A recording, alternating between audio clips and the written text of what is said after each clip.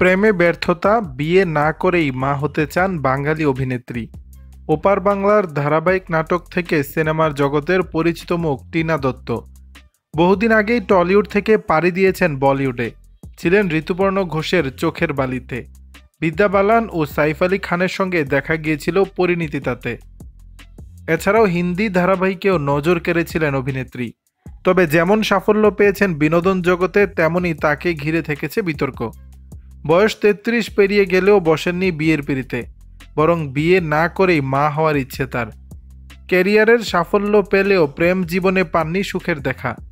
এক সাক্ষাৎকারে টিনা জানিয়েছিলেন এক ব্যক্তির সঙ্গে প্রায় ৫ বছর ধরে সম্পর্কে ছিলেন, কিন্তু ওই ব্যক্তির কাছে নিগ্রহ হতেন অভিনেত্রী।